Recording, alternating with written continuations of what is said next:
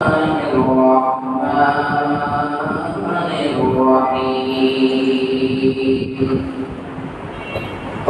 جاءكم من الله نور وكتاب مبين يهدي به الله من اتبع رضوانه سبل السلام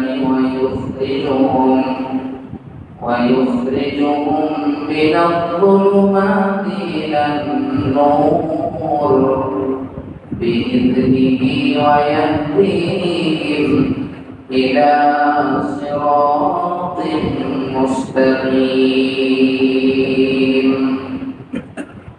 آمنت بالله صدق الله مولانا العظيم وصدق رسوله النبي الكريم ونحن على ذلك من الشاهدين والشاكرين والحمد لله رب العالمين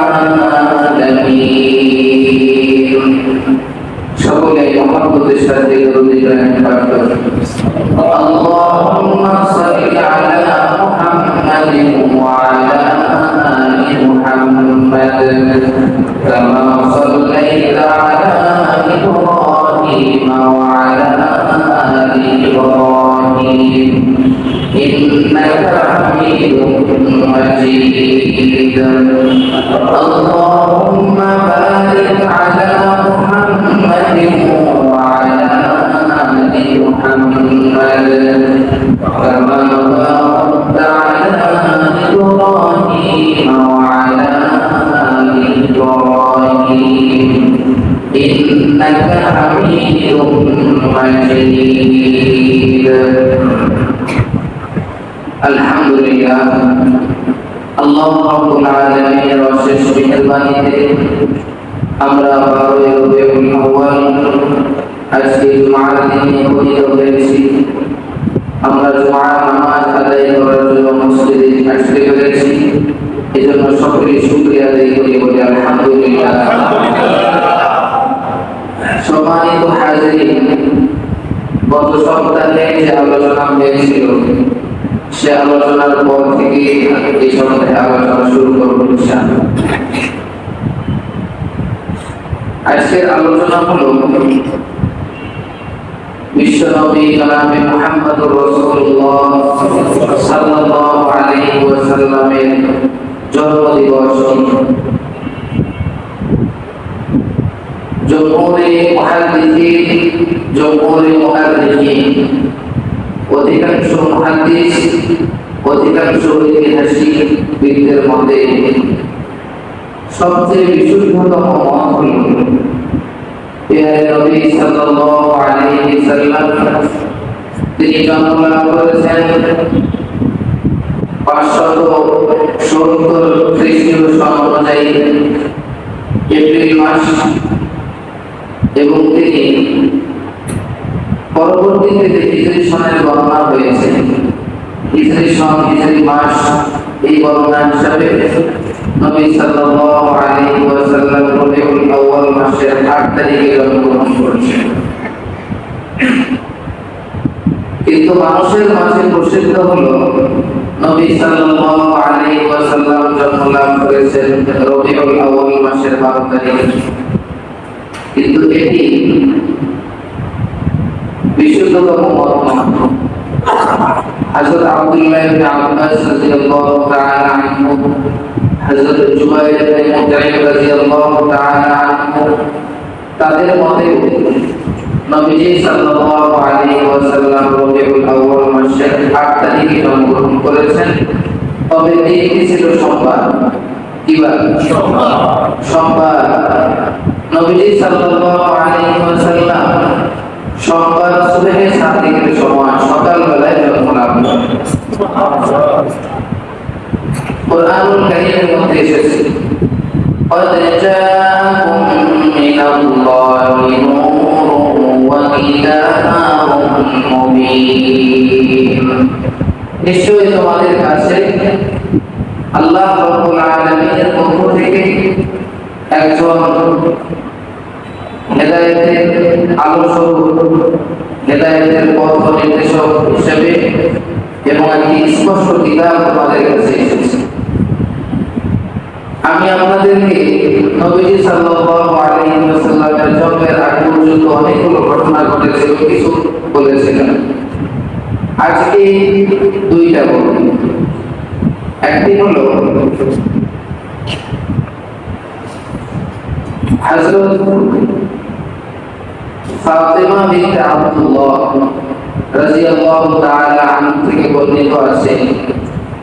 তিনি বলেন, নবীজি সাল্লাল্লাহু আলাইহি ওয়াসাল্লাম যে রাতে জন্ম লাভ করেন, সে রাতে আমি নবীজির মায়ের সঙ্গে ওই রাতে ছিলাম।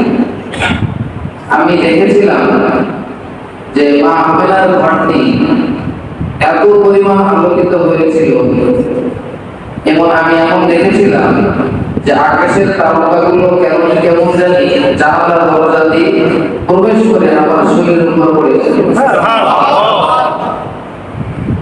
অপরদিকে আরেকজন সাহাবী থেকে বর্ণিত আছে, রাসূল করিম সাল্লাল্লাহু আলাইহি ওয়াসাল্লামের মা যেই রাতে তাকে প্রসব করে, যে রাতে নবীজি জন্মগ্রহণ করেন, সেই রাতে তিনি এমন একটি আলো দেখতে পেয়েছিলেন, এমন একটি নূর দেখতে পেয়েছিলেন, যে নূরের মাধ্যমে তিনি সুদূর সিরিয়া রাজপ্রাসাদগুলো, বিশেষ করে বসরা শহরের রাজপ্রাসাদগুলো দেখতে পেয়েছিলেন। এই যে দুটি ঘটনা, একটি ঘটনা হলো আকাশের তারকারা যেগুলো কেমন জানি তার ঘরে ঢুকে পড়বে, এত আলোকিত হয়েছিল।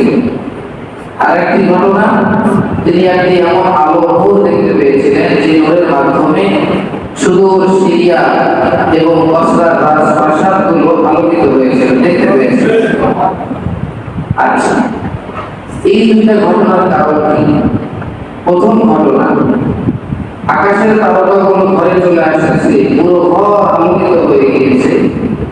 এই ঘটনার ব্যাখ্যা করেছেন এটি এই জন্য হয়েছিল যে নবীজি সাল্লাল্লাহু আলাইহি ওয়াসাল্লাম তিনি যে জন্ম লাভ করলেন, তিনি সাধারণ কোনো মানুষ নয়। তিনি যেদিন জন্ম লাভ করলেন, তার ঘরটি আলোকিত হয়ে গেল। এর মাধ্যমে সারা পৃথিবীবাসীকে এই মেসেজটি পৌঁছে দেওয়া যে নবী মুহাম্মাদের আজকে জন্মগ্রহণ হলো, এই নবী মুহাম্মাদের মাধ্যমে সারা পৃথিবী থেকে কুফর এবং শিরকের অন্ধকার দূরীভূত হয়ে যাবে এবং ইসলামের আলো দ্বারা পুরো পৃথিবী আলোকিত হবে। এই জন্যই সূরাতুল মাইদা এর 15 এবং 16 নম্বর আয়াতে এসেছে, قد جاءكم من الله نور وكتاب مبين।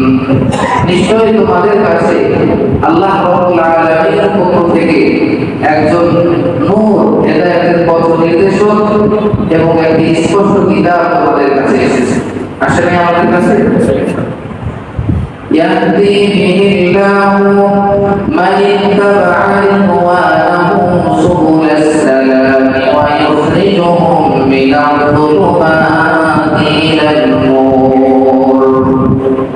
এমন একটি নূর কথা মুহাম্মদ তোমাদের কাছে এসেছে, যার মাধ্যমে আল্লাহ রাব্বুল আলামিন তোমাদেরকে ওই ব্যক্তিকে হেদায়েত দান করবেন। যে ব্যক্তি আল্লাহর সন্তুষ্টি অনুসন্ধান করবে, যে ব্যক্তি আল্লাহর সন্তুষ্টি তলব করবে, ওই ব্যক্তিকে আল্লাহ রাব্বুল আলামিন নবী মুহাম্মদের মাধ্যমে হেদায়েত দান করবেন। ওয়া ইউখরিজুহুম মিনাজ-যুলুমাতি ইলান-নূর, এবং সেই সকল ব্যক্তিদেরকে নবী মুহাম্মদের মাধ্যমে কুফর এবং শিরকের অন্ধকার থেকে আল্লাহ রাব্বুল আলামিন ইসলামের আলোর দিকে নিয়ে আসবে। এই জন্যই মূলত নবী মুহাম্মদ যেদিন জন্ম লাভ করেছেন, সেই দিন তার ঘরটাকে আলোকিত করা হয়েছিল, কেমন জানি আকাশের তারকাগুলো তার গায়ের উপরে পড়ে যাবে। আরেকটি ঘটনা ঘটেছিল, মা আমিনা যে রাতে মুহাম্মদ জন্মগ্রহণ করেন, মুহাম্মদ সাল্লাল্লাহু আলাইহি ওয়াসাল্লাম যে রাতে জন্ম লাভ করেন, সে রাতে তিনি আকাশে এমন একটি আলো দেখতে পেয়েছিলেন যে আলোর মাধ্যমে শুধু সিরিয়ার রাজপ্রাসাদগুলো তিনি দেখতে পেয়েছিলেন। এর ব্যাখ্যা কি? কেন সিরিয়ার রাজপ্রাসাদগুলো দেখানো হলো? ওলামায়ে কেরাম কিতাবের মধ্যে লিখেছেন, এটা এজন্য দেখানো হয়েছে নবী মুহাম্মদ যখন দুনিয়াতে তাকে নবুয়ত দেওয়া হবে, তার নবুয়তের মিশন যখন তিনি বাস্তবায়ন করবেন, তখন তার মাধ্যমে সুদূর সিরিয়া পর্যন্ত নবী মুহাম্মাদের অধীনে চলে আসবে। সুদূর সিরিয়া পর্যন্ত নবী মুহাম্মাদের কথাই চলবে।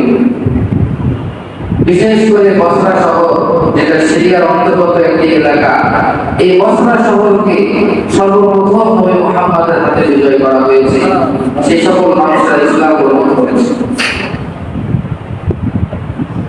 অপরদিকে হযরত আয়েশা সিদ্দিকা রাদিয়াল্লাহু তাআলা আনহা থেকে বর্ণিত আছে একটি ঘটনা। মক্কা নগরীতে একজন ইহুদি ব্যবসায়ী ছিলেন। ইহুদি ব্যবসায়ী যে রাতে নবী সাল্লাল্লাহু আলাইহি ওয়াসাল্লাম জন্ম লাভ করলেন, পরের দিন সকালে কুরাইশের একটি মজলিসে তিনি বললেন, আজকের রাতে একটি সন্তান জন্ম লাভ করেছে, তোমাদের কারো কি জানা আছে? কুরাইশের সকল ব্যক্তি বলল, আমাদের তো কারো জানা নেই। তখন ইহুদি ব্যবসায়ী বললেন, আজকের রাতে এই উম্মতের নবী জন্ম লাভ করেছে, তোমরা একটু সামান্য তাহকিক করো, সামান্য অনুসন্ধান করে দেখো তো কার ঘরে এই সন্তানটা জন্ম লাভ করেছে। এই সন্তান দুনিয়াতে জন্ম লাভ করার পরে 2 দিন 2 রাত পর্যন্ত সে মায়ের বুকের দুধ পান করবে না, কারণ তার মুখের মধ্যে একজন জিন আঙ্গুল দিয়ে রেখেছে, যার কারণে এই শিশুটা 2 দিন 2 রাত পর্যন্ত মায়ের দুধ পান করবে না। কুরাইশরা সাথে সাথে মজলিস থেকে উঠলে যখনই শুনছে আজকের রাতে এই উম্মতের একজন নবী জন্মগ্রহণ করেছে, সাথে সাথে তালাশ করলো। তালাশ করে দেখা গেল আব্দুল মুত্তালিবের সন্তান আব্দুল্লাহর ঘরে একটি শিশু সন্তান জন্ম লাভ করেছে। যখন এই শিশু সন্তানের খবর তাকে দেওয়া হলো, ইহুদি ব্যবসায়ী বললেন যে তার তো 2 কাঁধের মাঝখানে একটা নবুয়তের সিল থাকবে, মোহর থাকবে, এটা কি আছে? আমাকে একটু নিয়ে যাও তো শিশুর কাছে। ইহুদি ব্যবসায়ীকে যখন নিয়ে যাওয়া হলো, আর তিনি যখন 2 কাঁধের মাঝখানে নবুয়তের ওই সিল মোহরটা দেখতে পেয়েছিলেন, সাথে সাথে তিনি বেহুশ হয়ে পড়ে গিয়েছে। যখন তার হুঁশ ফিরে আসলো, হুঁশ ফিরে আসার পরে তিনি বললেন, আল্লাহর কসম করে বলি, এই নবুয়তের এই ধারা এটি তো বনি ইসরাইল থেকে স্থানান্তরিত হয়ে এখন কুরাইশের মধ্যে চলে আসলো। এরপরে তিনি বললেন, এই শিশু বড় হওয়ার পরে কুরাইশ পুত্রের উপর এমন একটা আক্রমণ করবে, এই আক্রমণের খবর সারা পৃথিবীর পূর্ব থেকে পশ্চিম পর্যন্ত খবর ছড়িয়ে যাবে। মক্কা শরীফের উপরে নবী মুহাম্মদ আক্রমণ করার জন্য এসেছিলেন মক্কা বিজয়ের সময়। কোন সময়? এই মক্কা বিজয়, ফাতহে মক্কা। এই মক্কা বিজয়ের খবর আমরা জানি না, সারা পৃথিবীর মানুষ এই সব সংবাদটা জানবে। যাই হোক, নবী মুহাম্মদ সাল্লাল্লাহু আলাইহি ওয়াসাল্লাম তিনি এই রাতে সুবহে সাদিকের সময় দুনিয়াতে তিনি শুভাগমন করলেন। দুনিয়াতে শুভাগমন করার পরে এখন তার আকিকার পালা, তার আকিকা করতে হবে। তার জন্মের 7ম দিনে, অর্থাৎ 30 সোমবারে তিনি জন্মগ্রহণ করেছেন, তারপরে সন্তান মঙ্গলবার থেকে গণনা করলে আগামী সোমবার হয় 7ম দিন। এই 7ম দিনে আব্দুল মুত্তালিব দাদা তিনি তার জন্য আকিকার ব্যবস্থা করলেন।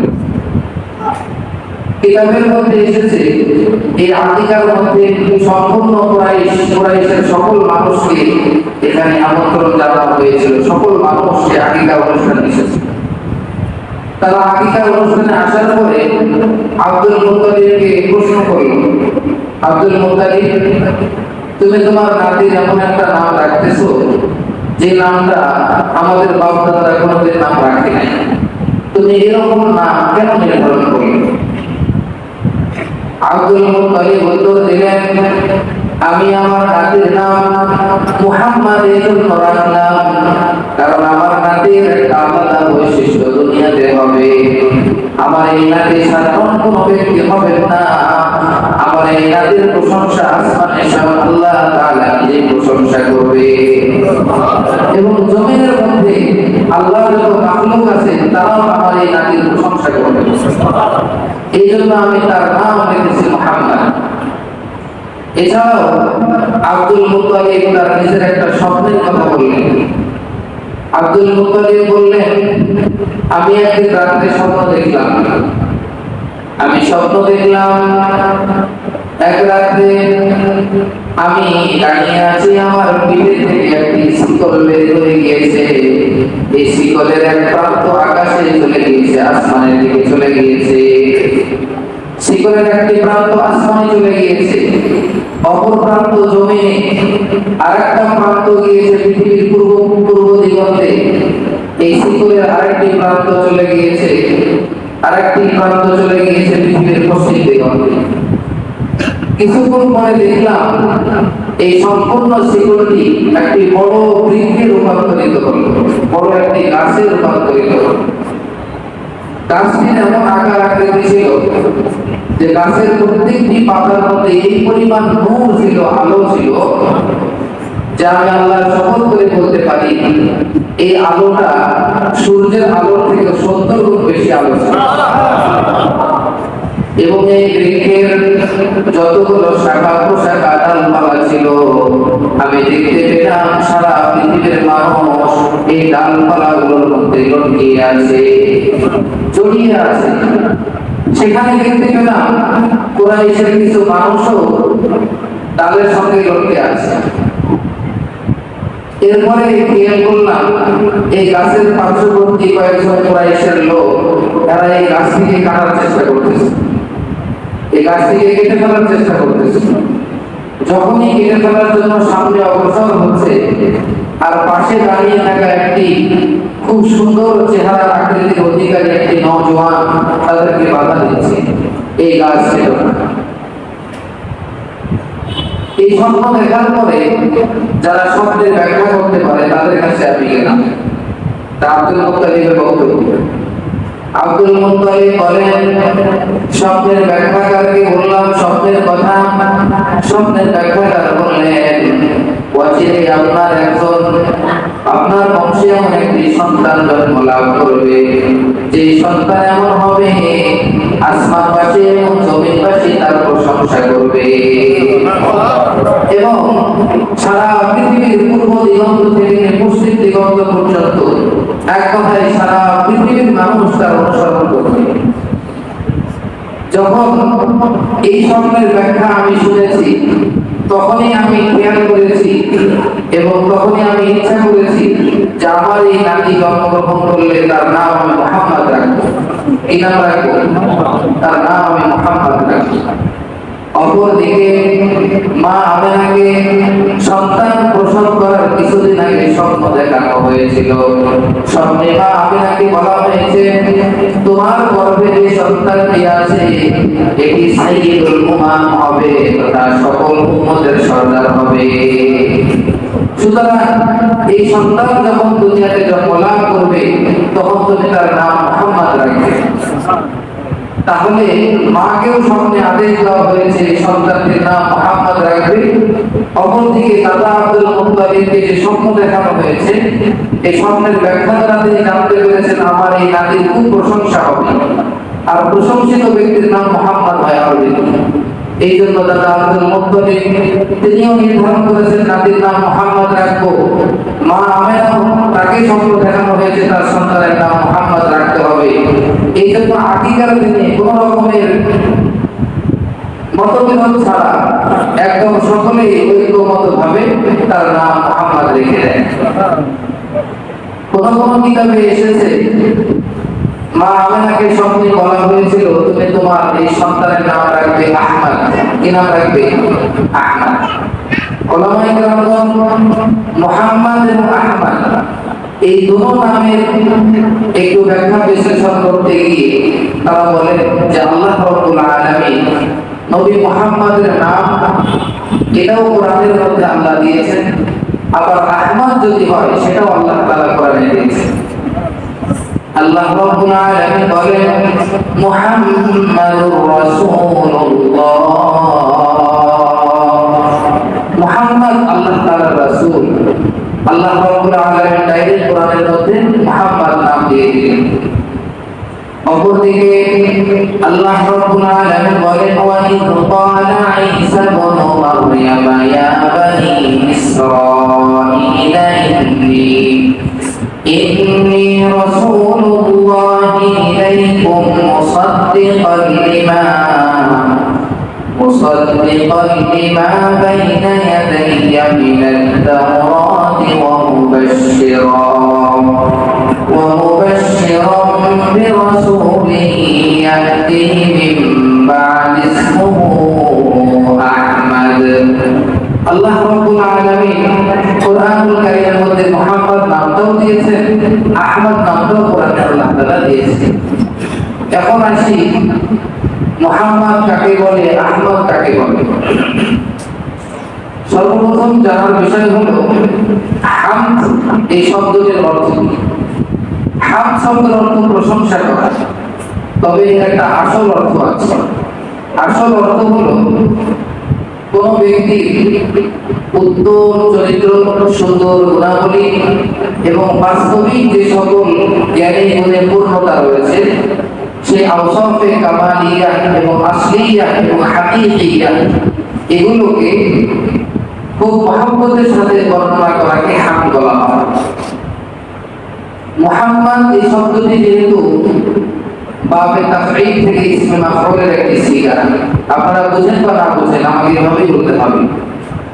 মুহাম্মদ শব্দটি বাবে তাফঈলের ইসমে মাফউলের সিগা, সেই হিসাবে বাবে তাফঈলের একটা বৈশিষ্ট্য আছে তাকরার এবং মুবালাগা, বারংবার হওয়া, অধিক হওয়া।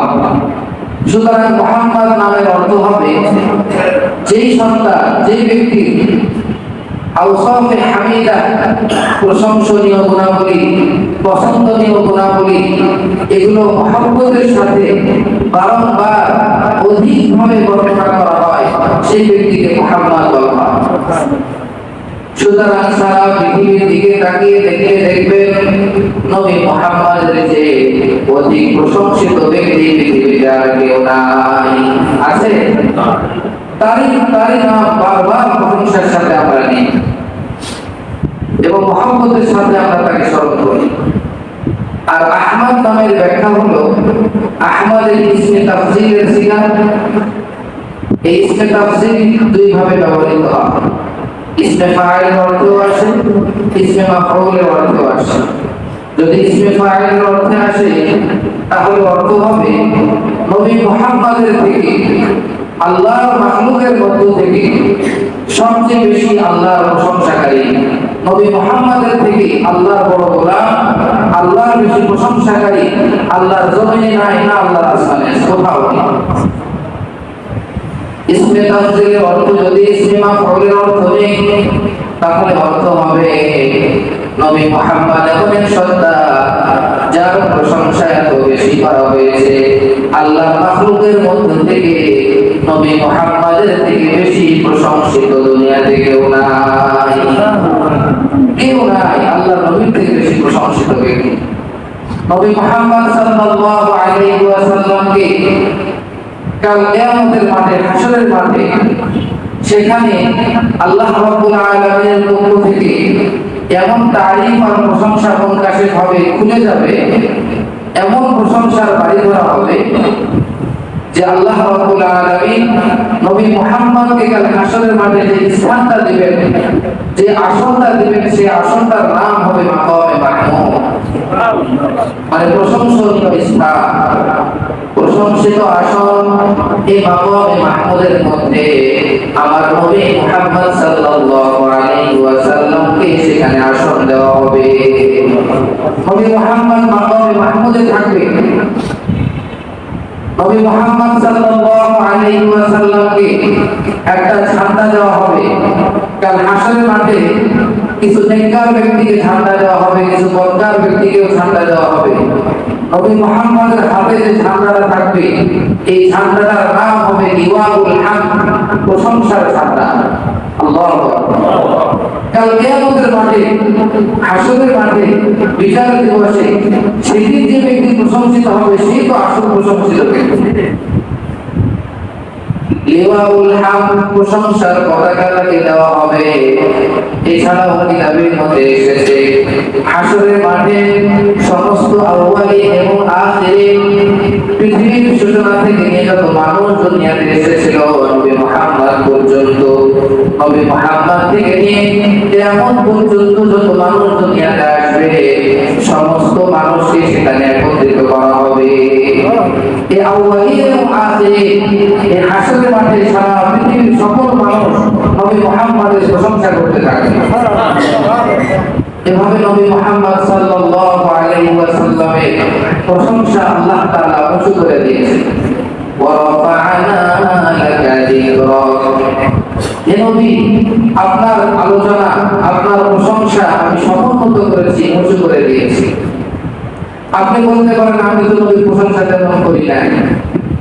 আপনি অবশ্যই নবীর প্রশংসা করেছেন, আমি দেখিয়ে দিতে পারবো না। আমরা যারা কোরআন তেলাওয়াত করি, আমরা যারা নামাজ পড়ি, আমরা যারা জিকির আজকার করি, প্রত্যেকটা মানুষ নবী মুহাম্মদের প্রশংসা করতে থাকে। কিভাবে প্রশংসা করে? আপনি যখন নামাজ পড়েন অবশ্যই কোরআন তেলাওয়াত করেন। আপনি যখন আযান দেন অবশ্যই আরবি হরফ উচ্চারণ করেন। আপনি যখন জিকির করেন জিকিরের শব্দের মধ্যে আরবি বর্ণমালা হরফগুলো আছে, আছে না নাই? আছে।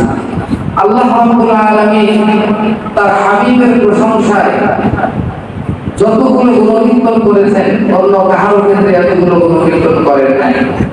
আমরা কোরআনুল কারীম তেলাওয়াত করি কিংবা জিকির আজকার করি আরবি 29টা হরফের বাহিরে না ভিতরে? কোরআনুল কারীম কি আরবি 29টা হরফের বাহিরে না ভিতরে? 29টা হরফ যারা শিখবে তারা কোরআন পড়তে পারবে, কারণ কোরআনুল কারীম 29টা হরফ দিয়ে পড়তে পারে, ঠিক না?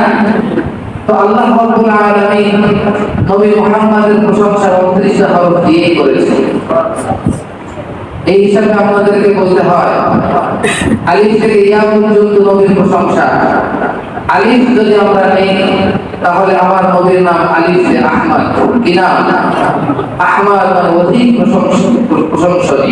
প্রশংসিত। বা যদি নেই, বা দ্বারা হবে বাশির, তিনি মুমিনদেরকে জান্নাতের সুসংবাদদাতা। যেহেতু আমার নবী মানুষকে সুসংবাদ দিয়েছেন জান্নাতের, এই জন্য তিনি বাশির। তা দিয়ে তিনি তাকি, তাকি মানে পরহেজগার, মুত্তাকি। আমার নবী থেকে বেশি পরহেজগার এই পৃথিবী আল্লাহর জমিনে কেউ না, তিনি ছিলেন মুত্তাকি। সা দিয়ে সাকিব মানে হলেও উজ্জ্বল তারকা। নবী মুহাম্মদ এমন একটি তারকা যেমন সাগরের মাঝে গভীর অন্ধকার রাত্রিতে জাহাজের নাবিকেরা যেমন তারকা দিয়ে পথ চলে, তেমনি আমার নবীকে কোনো ব্যক্তি যদি ফলো করে তাহলে সে ব্যক্তিও জান্নাতের রাস্তা পেয়ে যাবে, সে ব্যক্তিও আল্লাহর রাস্তা পেয়ে যাবে। এই জন্য আমার নবী হলেন সেই উজ্জ্বল তারকা। এরপরে জিম দিয়ে তিনি জামি মানে সুন্দর। নবীজি কেমন সুন্দর ছিল গত সপ্তাহে আপনাদেরকে বলেছি, ঠিক না? নবীজি যে সুন্দর এই পৃথিবীতে কেউ আছে?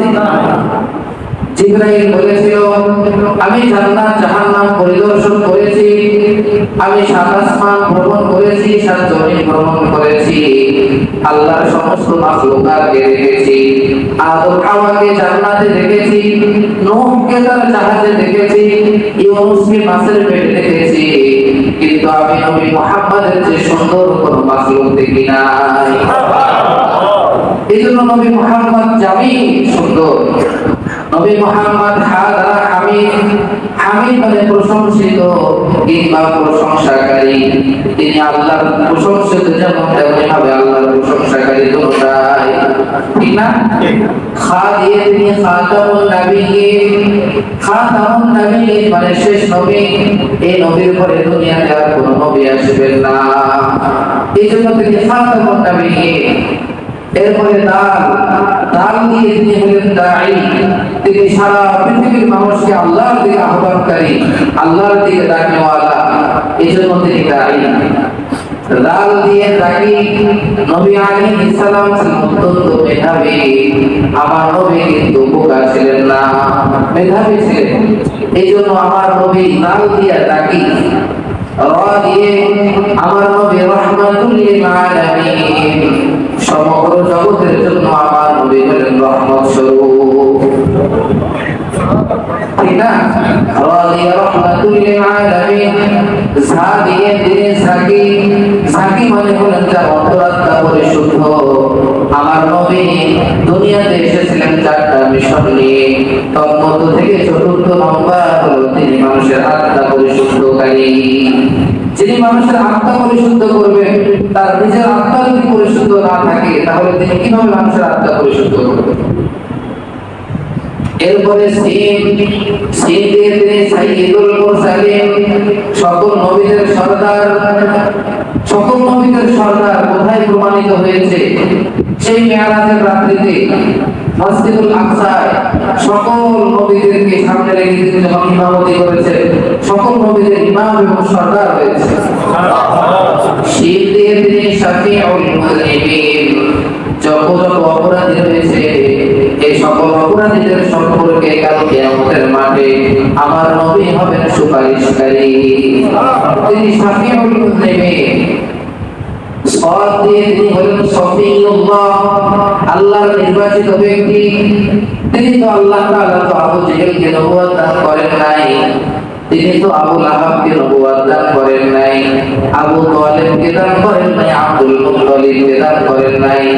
আল্লাহ তাআলা নবুয়ত দান করেছেন পছন্দনীয় ব্যক্তি মুহাম্মদ সাল্লাল্লাহু আলাইহি ওয়াসাল্লামকে। এই জন্য তিনি সাদ দিয়ে সফিউল্লাহ, দোয়া দিয়ে তিনি দোয়াবেন। যে ব্যক্তি দুই জোয়ারের মাঝখানে জিহ্বাকে, দুই রানের মাঝখানে লজ্জার স্থানের হেফাজত করবে, নবী সাল্লাল্লাহু আলাইহি ওয়াসাল্লাম বলেছেন ওই ব্যক্তির জন্য জান্নাতের আমি জিম্মাদারি হয়ে যাব। এই জন্য দোয়া দিয়ে তিনি হলেন দোয়াবে। এরপরে দোয়া দিয়ে নবীজি হলেন তাইয়্যিব। নবীজি সাল্লাল্লাহু আলাইহি ওয়াসাল্লাম ছিলেন পবিত্র, তিনি যে বাণীর প্রচার করেছেন সেই বাণীর নাম হলো কালিমায়ে তাইয়্যিবা। নবীজি সাল্লাল্লাহু আলাইহি ওয়াসাল্লাম কালিমায়ে তাইয়্যিবার দাওয়াত দিয়েছেন, আর নিজে তিনি অপবিত্র থাকবেন হতে পারে না। এই জন্য নবী সাল্লাল্লাহু আলাইহি ওয়াসাল্লাম নিজেও তাইয়্যিব। নবী সাল্লাল্লাহু আলাইহি ওয়াসাল্লাম দোয়া দিয়ে নবী সাল্লাল্লাহু আলাইহি ওয়াসাল্লাম দোয়াটা তো ভুলে গেছে এখন। আইন দিয়ে নবী সাল্লাল্লাহু আলাইহি ওয়াসাল্লাম আব্দুল্লাহ। আল্লাহ রাব্বুল আলামিন সূরা বানী ইসরাঈলের মধ্যে বলেছেন সুবহানাল্লাযী আসরা বিআবদিহি, মহিমান্বিত সেই সত্তা যিনি তার আব্দ মুহাম্মদকে মসজিদুল হারাম থেকে মসজিদুল আকসা ভ্রমণ করিয়েছে। নবী মুহাম্মদ সাল্লাল্লাহু আলাইহি ওয়াসাল্লাম আইন দিয়ে আব্দুল্লাহ, নবী সাল্লাল্লাহু আলাইহি ওয়াসাল্লাম গায়র দিয়ে গায়র, গায়র মানে আত্মমর্যাদা যার ভিতরে রয়েছে। নবী সাল্লাল্লাহু আলাইহি ওয়াসাল্লাম ছিলেন আত্মমর্যাদা অধিকারী, অধিকারী। তিনি কখনো রাস্তাঘাটে গিয়ে চিল্লা হাল্লা করতেন না। যারা রাস্তাঘাটে গিয়ে হাট বাজারে গিয়ে চিল্লা হাল্লা করে ওই সকল ব্যক্তিদের আত্মমর্যাদা বোধ নাই। নবী সাল্লাল্লাহু আলাইহি ওয়াসাল্লাম লা সাখাবা ফিল আসওয়াক, তিনি বাজারের মধ্যে হইচই করতেন না, তিনি আত্মমর্যাদা বোধের অধিকারী ছিলেন। নবী সাল্লাল্লাহু আলাইহি ওয়াসাল্লাম ফাদিয়ে আল ফারুক বাইনাল হক ওয়াল বাতিল, হক এবং বাতিলের মাঝে পার্থক্যকারী ছিলেন। নবী সাল্লাল্লাহু আলাইহি ওয়াসাল্লাম কফ দিয়ে কারিউল কুরআন ছিলেন, কোরআনের পাঠক ছিলেন। নবী সাল্লাল্লাহু আলাইহি ওয়াসাল্লাম কাফ দিয়ে ছিলেন কারীম। কারীম মানে যিনি ভদ্র, সম্মানিত। নবী সাল্লাল্লাহু আলাইহি ওয়াসাল্লাম কুরাইশ বংশের মানুষ, সবচেয়ে সম্মানিত বংশের ছেলে।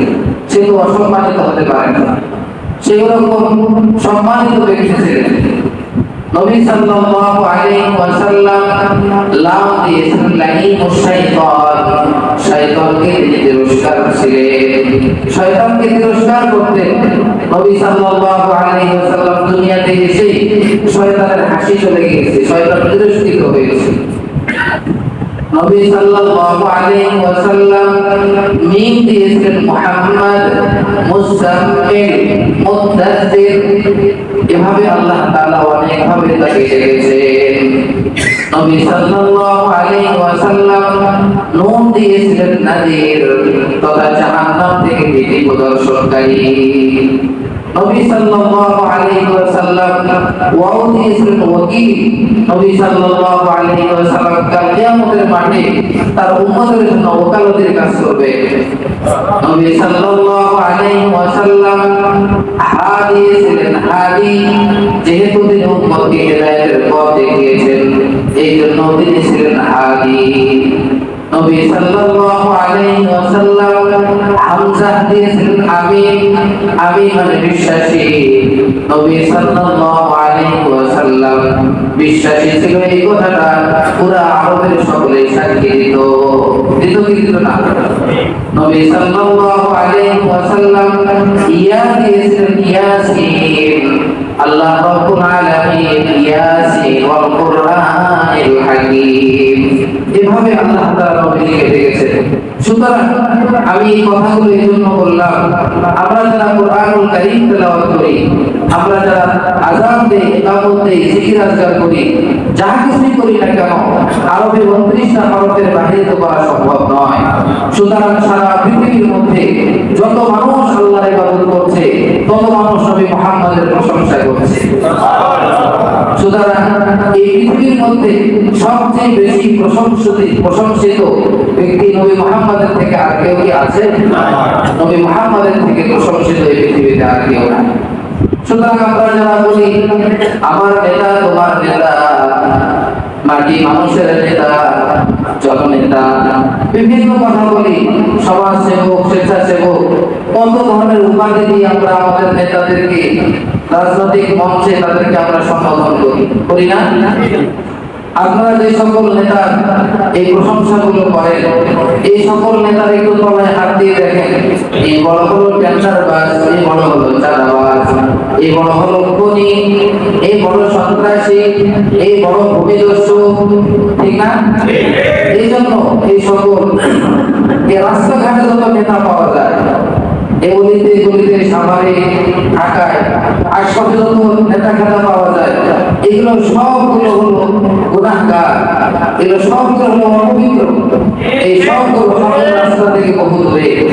একমাত্র হকের রাস্তায় আল্লাহর কাছে প্রশংসিত, আল্লাহর কাছে পবিত্র, যার মর্যাদা আসমানে, যার মর্যাদা জমিনে, যার মর্যাদা পৃথিবীর পূর্ব দিগন্তে, যার মর্যাদা পৃথিবীর পশ্চিম দিগন্তে, যার আলোচনা সমুন্নত করা হয়েছে কোরআনে। পৃথিবীর যত মানুষ আল্লাহর ইবাদত করছে তত মানুষ নবী মুহাম্মদের প্রশংসা করছে। সুতরাং নবী মুহাম্মদের থেকে সম্মানিত, পবিত্র, প্রশংসিত, উত্তম গুণাবলী অধিকারী পৃথিবীতে আর কেউ না। আছে কেউ? তাহলে নবী মুহাম্মদের এই মাত্র আকিকা শেষ হলো। কি শেষ হলো? নবী মুহাম্মদের নাম রাখা হলো মুহাম্মদ। কি নাম রাখা হলো? মুহাম্মদ। নবী মুহাম্মদ জন্ম লাভ করার পরে নবী মুহাম্মদ সাল্লাল্লাহু আলাইহি ওয়াসাল্লামকে 3 দিন তার মা দুধ পান করান। কয়দিন? 3 দিন। 3 দিন তার মাকে দুধ পান করানোর পরে আবু লাহাবের আযাদকৃত একটি বান্দি ছিল, দাসী ছিল, তার নাম হলো সুয়াইবা। এই সুয়াইবা 4th দিন থেকে কিছুদিন দুধ পান করান। কতদিন পর্যন্ত? একটু পানি না। হালিমাতুস সাদিয়া রাদিয়াল্লাহু তাআলা আনহা যতদিন পর্যন্ত দুধ পান করা শুরু না করেছে ততদিন পর্যন্ত সুয়াইবিয়া আবু লাহাবের আজাদকৃত বান্দি দুধ পান করিয়েছে।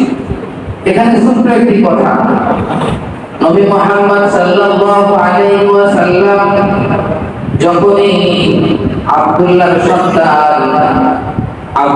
সন্তান মুহাম্মাদের জন্মের কথা আবু লাহাবকে সংবাদ দেওয়ার জন্য গিয়েছে। আবু লাহাবকে যখনই বলেছে যে আপনার ছোট ভাই আব্দুল্লাহর ঘরে তো একটা ছেলে সন্তান জন্মগ্রহণ করেছে, এই খুশিতে আবু লাহাব ওই বান্দিকে উঠে যা, তুই আজ থেকে আজাদ,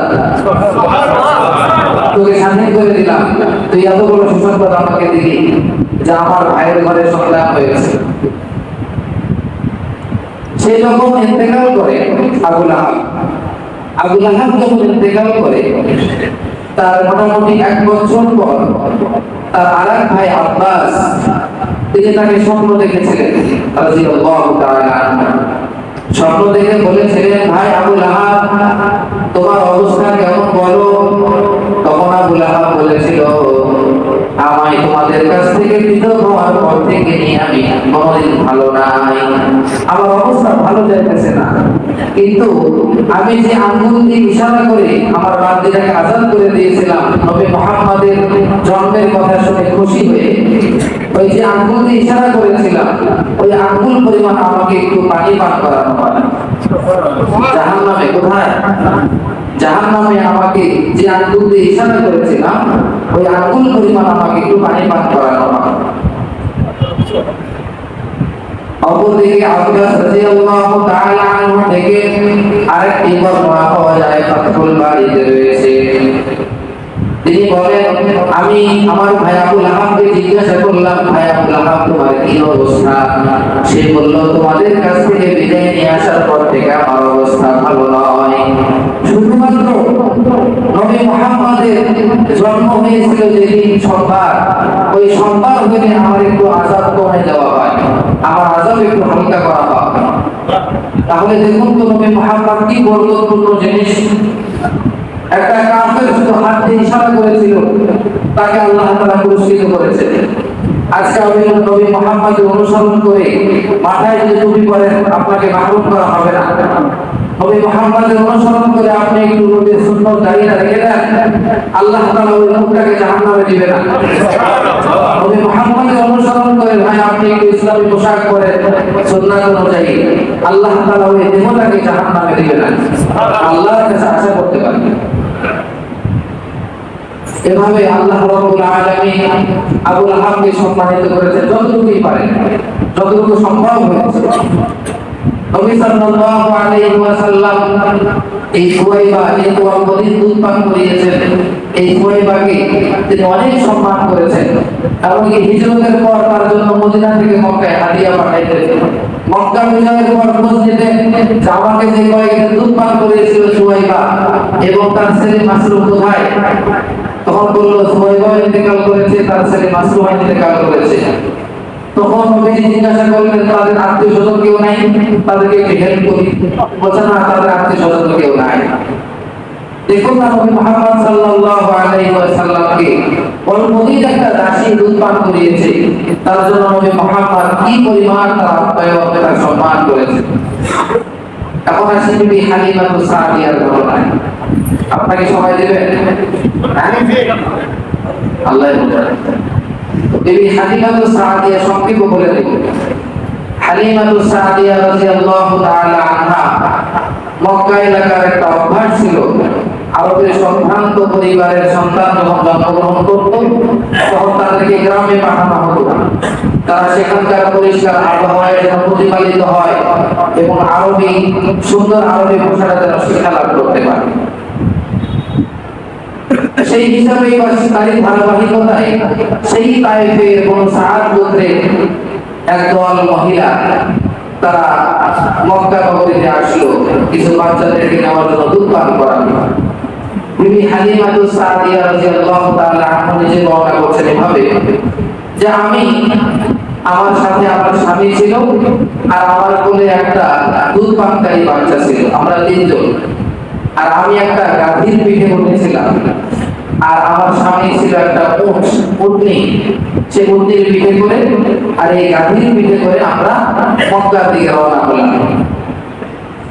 উটনির অবস্থা এমন ছিল, এক ফোঁটা দুধ তার থেকে বের হতো না, যার কারণে আমরা তায়েফের মধ্যে এরকম অসংখ্য রাত গেছে যে ক্ষুধার কারণে আমরা সারা রাত ঘুমাইতে পারি নাই।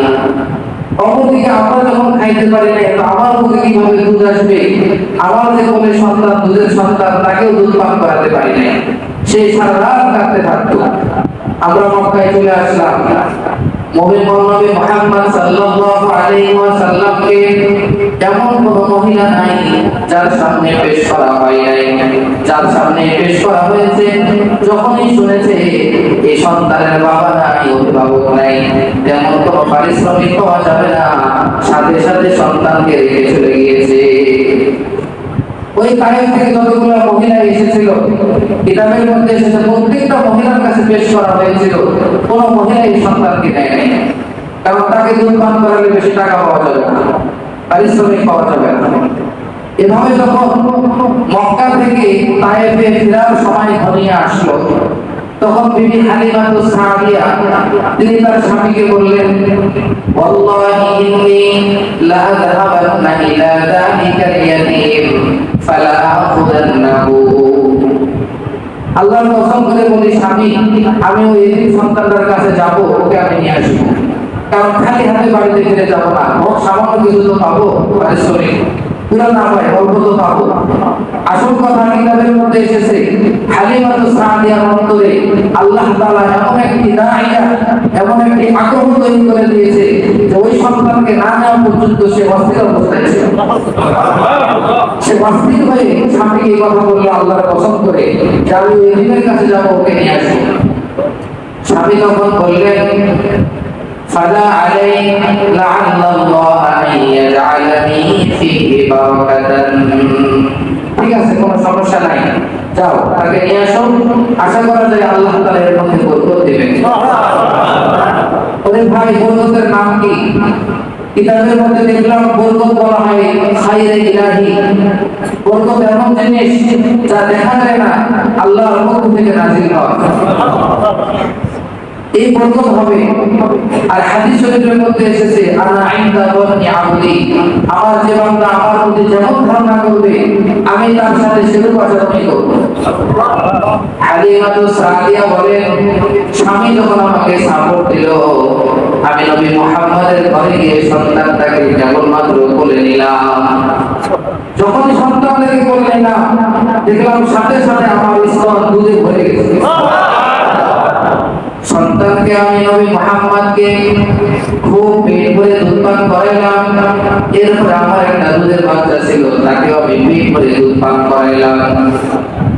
এদেরকে দুধ পান করানোর পরে ঘুমাইয়া দিয়ে আমি কেবলমাত্র উটের দুধে হাত লাগাইছি, সাথে সাথে উটের স্তন দুধে ভরপুর হয়ে গেছে। আমি এবং আমার স্বামী পেট ভরে দুধ পান করে সারা রাত একদম আরামে ঘুম ঘুমাইলাম। সারা রাত আরামে ঘুম ঘুমানোর পরে আমার স্বামী ঘুম থেকে উঠে বলে, তাআলামি ওয়াল্লাহি ইয়া হালিমা লাকাদ আখাযতি নাসামাতান মুবারাকাতান। আল্লাহর কসম করে বলি যে হালিমা, জেনে রাখো নিশ্চয় তুমি একটি বরকতপূর্ণ সন্তান গ্রহণ করেছো। কেমন সন্তান? এখন হালিমা কি শুধু হালিমা আছে, না হালিমার সাথে সাদিয়া যুক্ত হয়েছে? হালিমাতুস সাদিয়া সৌভাগ্যশীল হালিমা, সৌভাগ্যশীলা হালিমা হয়ে গেছে। হালিমা শুধু হালিমা নাই, এখন হালিমা তাদের রওনার সময় হলো। রওনার সময় হলো, হালিমা উঠলো গাছের পিঠে, তার স্বামী উঠলো উটের পিঠে। এখন যখন যাওয়ার সময় হলো, যাওয়ার সময় দেখে হালিমার যে গাধি আর উটনি দুর্বলতার কারণে সবার পিছে পিছে পিছে পিছে আসতেছিল মক্কায়। এখন যখন যাবে, কিতাবের মধ্যে এসেছে এখন ওই হালিমার গাধি আর হালিমার গাধি নাই, সে এখন সাইয়্যিদুল কাউনাইন, সমগ্র জগতের বাদশার বাহন হয়ে গিয়েছে। সরদারে দু আলম দুনিয়া এবং আখিরাত দুটো জগতের বাদশা যে বাহন উঠবে সেই বাহন কি দুর্বল থাকবে? আল্লাহ রাব্বুল আলামিন সরওয়ারে দু আলমের এই বাহনকে এত শক্তিশালী এত মজবুত করে দিলেন যে কোনো রকমের আটকা আটকি নাই, সবার আগে তার পৌঁছে গেছে। তার সঙ্গে অন্যান্য মহিলা বলেও হালিমা, এটা ওই কি তোমার ওই গাড়ি যে গাড়ির পিঠে করে তুমি এসেছিলে, জামাই তো সেই গাড়ি, কিন্তু এই গাড়ির এখন কারিশমা ভিন্ন হয়ে গিয়েছে। কারণ তারা তাদের দৃষ্টি ছিল টাকার দিকে, আর হালিমার দৃষ্টি ছিল আল্লাহর বরকতের দিকে। হালিমা যখন বাড়িতে গিয়েছে, বাড়িতে যাওয়ার পরে যেখানে ছাগল চড়াতে হয়, চারণ ভূমি থেকে ছাগল আসে, হালিমার ছাগলগুলোর দুধ ভরপুর টইটম্বর হয়ে টাইট হয়ে আসে, আর অন্যান্য মানুষের ছাগলগুলোর ওলানে এক ফোঁটা দুধ থাকে না। অন্যান্য মহিলারা তাদের রাখালদেরকে বলতে থাকে, আরে তোমরা কি ওই হালিমা যেখানে ছাগল চড়ায়, হালিমার ছাগলগুলো যেখানে চড়ে সেখানে ছাগল নিয়ে যেতে পারো না? সেখানে নিয়ে যাবে, তাহলে সেখানে বেশি করে ঘাস খাইলে আমাদের ছাগলের দুধ হবে। কিন্তু পরের দিন থেকে যখন ছাগলগুলো সেখানে চড়া হয়, ছাগল ফিরে আসে, তারপরেও ওলানে কোনো দুধ দেখা যায় না। আসলে ওলানে দুধ আসবে কিভাবে? এখানে তো আল্লাহর পক্ষ থেকে বরকত দান করা হয়েছে। এটা কি মানুষের খেলা, চারণ ভূমির খেলা? না, এটি ঘাসেরও খেলা নয়, চারণ ভূমিরও কারিশমা নয়। এই কারিশমাটাই আল্লাহ রাব্বুল আলামিনের পক্ষ থেকে দেওয়া হয়েছে। এই জন্য আমি ঘটনার সামনে আগামী সপ্তাহের পর থেকে আলোচনা হবে। কিন্তু এখানে যে কথাটি বলতে চাই সেটি হলো হালিমাতুস সাদিয়া, যে কারণে আজকের দিনেও 1450 বছর পর তার নামটা নিতে হলো। কেন নিতে হলো? নবী মুহাম্মদ সাল্লাল্লাহু আলাইহি ওয়াসাল্লামকে মহব্বত করার কারণে, ভালোবাসার কারণে। আজকে আমার জান যায় জান যাবে, আমার মান যায় মান যাবে, আমার মান সম্পত্তি চলে যায় চলে যাবে, আমার ইজ্জত সম্মান, আমার আইডি কার্ড, আমার পাসপোর্ট, আমার দেশের নাগরিকত্ব কেড়ে নেওয়া হবে, আমাকে পৃথিবীর মানচিত্র থেকে আমাকে সরে দেওয়া হবে। কোনো সমস্যা নাই, নবী মুহাম্মদের মহব্বত আমার দিলের মধ্যে রাখতে হবে। যদি নবী মুহাম্মদকে পাই, সারা পৃথিবী পেলাম। ওই ভাই, আল্লাহ নবী সাল্লাল্লাহু আলাইহি ওয়াসাল্লামের তখন কাবা শরীফে মক্কা মসজিদে তার কোনো অভিভাবক ছিল না। এমনি চাচা দাদা যা ছিল ছিল, বাবা তো ছিল, কিন্তু কিতাবের মধ্যে এসেছে কি জানেন? আরে তারা বলেছিল এর কোনো অভিভাবক নাই, পারিশ্রমিক দিবে কে? আসলে তার অভিভাবক তো এমন এক সত্তা, সমগ্র জগতের খাজানার চাবিকাঠি যার হাতে রয়েছে। এই জন্য আপনি নবী মুহাম্মদকে মানবেন, মহব্বত করবেন, তার কথা মতো চলবেন, আর সমগ্র জগতের যার খাজানার চাবিকাঠি যে সত্তার হাতে, সেই সত্তা আপনাকে মাহরুম করবে, লাঞ্ছিত করবে, আপনি অপদস্থ হবেন, এটা কোনোদিন হতে পারে না। আল্লাহ রাব্বুল আলামিন আমরা যে কথাগুলো বললাম বোঝা